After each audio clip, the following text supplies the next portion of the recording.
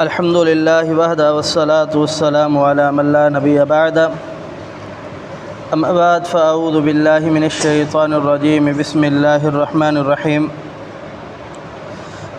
قال الله تبارك وتعالى: وكذلك زينا لكثير من المشركين قتل أولادهم شركاؤهم ليردوهم وليلبسوا عليهم دينهم ولو شاء الله ما فعلوه فذرهم وما يفترون. وكذلك، اور اسی طرح سے، زینا خوبصورت بنا دیا، لکثیر من المشرکین بہت سارے مشرکوں میں سے، قتل اولادہم ان کا اپنی اولاد کو قتل کرنا، شرکاؤہم ان کے معبودوں نے، ان کے شریکوں نے، لیردوہم ولیلبسوا علیہم دینہم تاکہ وہ ان کو گمراہ کرے اور ان کا دین خلط ملط کر دے، آپس میں ملا دے. ولو شاء اللہ، اور اگر اللہ رب العالمین چاہتا، ما فعلوہ تو ہرگز یہ ایسا نہ کرتے، فذرہم آپ چھوڑ دیں ان کو، ما یفترون جو یہ جھوٹ کر رہے ہیں. گزشتہ آیات میں آپ نے سماعت فرمایا کہ اللہ رب العالمین نے مشرکین مکہ کی اس مذمت کو بیان فرمایا کہ وہ اللہ رب العالمین کے نام کا ایک حصہ نکالتے ہیں اور ایک بتوں کے نام کا حصہ نکالتے ہیں، اور بتوں کے جو نام کا حصہ ہوتا ہے اسے اللہ رب العالمین کے حصے کے سے زیادہ ترجیح اور حیثیت دیتے ہیں. یہ ان کی جہالت تھی.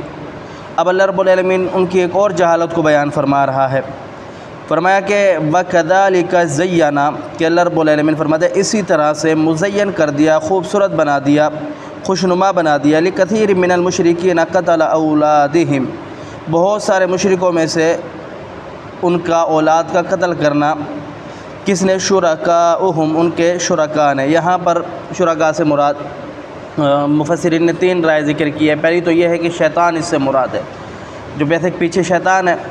دوسرا یہ رائے ہے کہ جو لوگ وہاں پر بتوں کے اوپر، مزاروں کے اوپر مجاور بن کر کے بیٹھے ہوتے ہیں، پجاری بن کر کے بیٹھے ہوتے ہیں اور لوگوں کو غلط گائیڈ کرتے ہیں، غلط باتیں کی طرف لے کر کے آتے ہیں، یہ مراد ہے.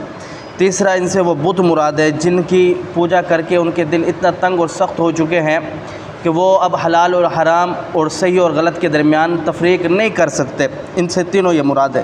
فرمایا کہ لیردوا علیہم ولیلبسوا علیہم، تاکہ وہ ملا دے، خلط مل کر دے ان کے دین کو. یہ دعوے دار تھے کہ ہم جناب انبیاء علیہ السلام کے پیروکار ہیں، ہم انبیاء کے ماننے والے ہیں، اور ہم ابھی فی الحال سیرت ابراہیمی کو ماننے والے ہیں. تو جناب ابراہیم علیہ السلام کی سیرت تو ساری جو ہے وہ ساری کی ساری اس بات کی تلقین کرتے ہیں کہ ایک رب کو مانو، ایک رب کی اطاعت کرو، ایک رب کے سامنے جھک جاؤ. اب تم نے اپنی اولادوں کو کیوں قتل کر دیا؟ اس کے پیچھے بہت سارے ان کے مسئلے مسائل تھے. کچھ تو یہ کہتے تھے کہ مطلب جب تک اپنے معبودوں کے نام پر، اپنے بتوں کے نام پر، اپنے پیاروں کے نام پر ہم سب سے محبوب چیز کو نہیں قربان کرے گا نا، تب تک ہم اس دنیا میں کامیاب نہیں ہو سکتے. تو وہ کیا کرتے تھے؟ سب سے محبوب چیز اولاد ہوتی ہے، تو انہوں نے اولاد کو پیچھے کر دیا. اب اولاد کو ان کے سامنے معبودوں کے، بتوں کے اوپر، چڑھاووں کے اوپر، اس نام کے اوپر آگے قتل کر دیا. اور دوسرا یہ ہے کہ اولادوں کو اس وجہ سے قتل کر دیتے تھے کہ رزق کی وجہ سے، مال نہیں ہے اس وجہ سے قتل کر دیتے تھے. اس کے متعلق اللہ رب العالمین فرماتا ہے کہ وَلَا تَقْتُلُوا أَوْلَادَكُمْ خَشْيَةَ إِمْلَاقٍ نَحْنُ نَرْزُقُهُمْ وَإِيَّاكُمْ. آپ اپنے اولادوں کو رزق کی وجہ سے قتل نہ کرو، بھوک کی وجہ سے قتل نہ کرو. جو رب تمہیں رزق دے رہا ہے وہ رب انہیں بھی رزق دے گا. اور تیسری ان کی وجہ یہ ہوتی تھی کہ وہ زندہ اپنی بیٹیوں کو درگور کر دیتے تھے. آر میں آ کر شرم محسوس کرتے ہو، اب بیٹی پیدا ہوگی ہے میری گھر، اب یہ بیٹی جب بڑی ہو جائے گی، جوان ہو جائے گی، اب اس کو کل گلا کسی کو دینا ہے. تو یہ اس بات پر ان کو آر آتی تھی کہ ہماری عزت کسی اور کے سامنے جائے گی، برہنہ ہوگی، کسی اور کے ساتھ نکاح ہوگا. اس بات کو برداشت نہیں کر سکتے تھے. جبکہ اللہ رب العالمین نے پیدا اس لیے فرمایا کہ یہ ایک دوسرے کا سکون ہے. اور فرمایا رسول اللہ صلی اللہ علیہ وسلم نے جس شخص نے اپنی بیٹیوں کی تربیت کی، اللہ رب العالمین نے اسے 2 بیٹیاں دی، اور اس نے بیٹیوں کی تربیت اچھے انداز سے کی، اور ان کو اپنے گھر کا بنا دیا، تو روز قیامت کا دن ہوگا، اللہ کے رسول فرماتے ہیں میں اور وہ اس طرح دو انگلیاں جیسے آپس میں ہیں ملی ہوئی، اس طرح ہم ہوں گے۔ تو یعنی بیٹی کی تو بڑی مطلب اللہ رب العالمین نے شان بیان کی ہے۔ یہ بیٹی بڑی رحم دل ہوتی ہے، ماں باپ کے لیے بڑا درد دل رکھنے والی ہوتی ہے، احساس کرنے والی ہوتی ہے۔ اب یہ آر اور شرم اور انا کے اندر آ کر کے اپنی بیٹیوں کو زندہ درگور کر دیا کرتے تھے، تو اللہ رب العالمین نے ان ساری کی ساری حرکتوں کو ناجائز قرار دیا۔ اور آگے رب تعالیٰ فرماتے ہیں کہ وَلَوْ شَاءَ اللَّهُ مَا فَعَلُوا، اے نبی آپ ان کے درمیان ان کے بارے میں آپ اتنا پریشان نہ ہوئیے، اگر اللہ رب العالمین چاہتا تو یہ کچھ بھی نہ کر سکتے تھے۔ تو مطلب یہ ہے کہ اللہ رب العالمین نے چاہا، کیوں چاہا؟ اس وجہ سے چاہا کہ ان کی نافرمانیاں، ان کی بغاوتیں، ان کے برے کام اتنے بڑھ چکے تھے کہ اللہ رب العالمین اب انہیں ہدایت دینا ہی نہیں چاہتا۔ اب اس کی مثال یہ ہے کہ ایک بندہ کہے کہ یار اللہ نے لکھ دیا ہے تو ہم کر رہے ہیں، اس کے اندر کون سی بڑی بات ہے؟ اگر اللہ نہ لکھتا تو ہم نہ کرتے، اللہ نے لکھا ہے تو ہم کر رہے ہیں۔ اللہ نے ایسا نہیں لکھا، اللہ نے اس وجہ سے لکھا ہے کہ تم نے کرنا ہے۔ اللہ نے یہ نہیں لکھا کہ میں لکھ رہا ہوں کہ تم نے کرنا ہے، نہیں، میری وجہ سے نہیں، تم نے کرنا ہے، میں نے اس وجہ سے لکھا ہے۔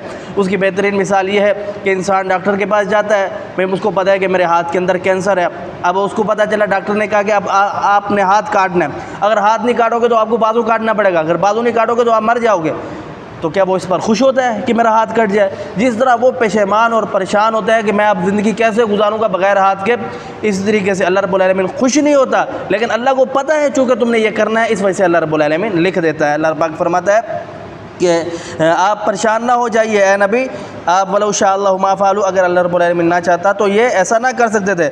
فَذَرْهُمْ مَا يَفْتَرُونَ، آپ ان کو چھوڑ دیں جتنی بھی یہ بغاوتوں میں، یہ نافرمانیوں میں لگے ہوئے ہیں، اور اللہ رب العالمین کو ڈھیل دیتا ہے کہ ان قریب پھر جب پکڑے گا تو پھر بڑے بڑے عذابوں کی صورت میں آتا ہے، کہیں پتھر آسمان سے برستے ہیں، کبھی زمین کو آسمان پر رب تعالیٰ اوپر لے جاتا ہے، پھر الٹا کر کے برسا دیتا ہے، پھر اوپر پتھر برساتا ہے، کبھی خون کا عذاب، کبھی مکھیوں کا عذاب، کبھی مچھروں کا عذاب، کبھی زمین کا پھٹ جانا، کبھی زلزلوں کا آ جانا، یہ اللہ رب العالمین پھر بڑے بڑے عذاب دیتے ہیں۔ یہ تو پھر دنیا ہے، پھر آخرت کے اندر ابدی جہنم، جو ہم تصور ہی نہیں کر سکتے، ایسی بھڑکتی ہوئی آگ، پھر اس کے اندر جلنا، پھر جسم کا پورا ہو جانا، پھر جلنا، اور پھر یہی ساری زندگی ہے، ورنہ وہاں پر موت آئے گی، پھر انسان تمنا کرے گا کاش میں دنیا کے اندر اچھے عمل کر لیتا۔ تو اللہ رب العالمین فرماتا ہے کہ یہ دنیا ہے، دارالامتحان ہے، اس کو سمجھو، تو اس کو سمجھ کر کے اس کو اپنی اچھائی کے مطابق اپنی زندگی گزارو، اور رب کی فرما برداری کے مطابق اللہ سمجھنے عمل کی توفیق دے۔ اقول قولی ھذا استغفر اللہ لی ولکم ولسائر المسلمین۔